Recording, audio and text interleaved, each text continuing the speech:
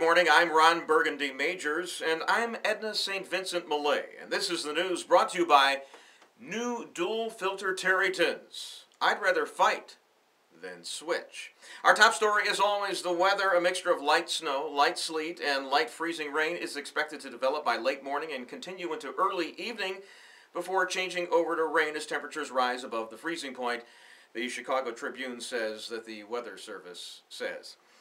An American Airlines flight from Miami with more than 150 aboard overshot a runway and skidded to the edge of the Caribbean Sea. Did not go under the sea, injuring more than 40 people. This was in Kingston, but have you ever flown into Montego Bay and then had to take that god-awful bumpy bus ride to Ocho Rios? It's so nauseating, and then you look outside and see all the makeshift housing, and you feel so guilty you can barely bring yourself to order lobster thermidor at the five-star hotel you're staying at, but then the next day comes and you enjoy the sun and the beach. Jamaica.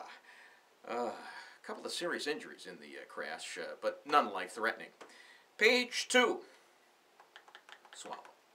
The Thompson Prison, 150 miles west of here, could hold the USS Cole and 9/11 suspects, leaving aside the fact that the prison isn't needed, Gitmo's just fine, and that it's just a boondoggle for Dick Durbin. Hey, if Nebraska Senator Ben Nelson can trade his health care vote for Medicaid, is it funding? It's all about wasting everyone else's money. Leaving aside that, isn't it great that we'll actually have big-time prisoners or detainees in our midst?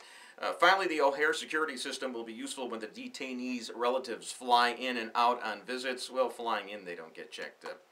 But these are going to be our area's most famous prisoners since the Chicago 7. So does that mean that when they get out, some of them become stockbrokers like Jerry Rubin did?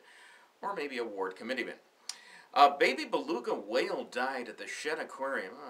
And an elephant died, I'm not sure where, but Email messaging delays plague BlackBerry users in North America for the second time in a week, though by early this morning the problems apparently appear to be resolved for some users.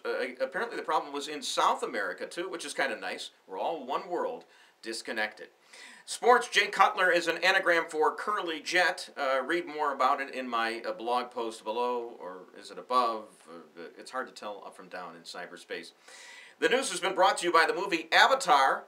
The special effects are revolutionary. If I'm not mistaken, the whole movie is one long over-the-top commercial for popcorn with a subliminal message that says, stay home and watch Citizen Kane on a DVD. Good night, Chet. Good night, Chit Chat.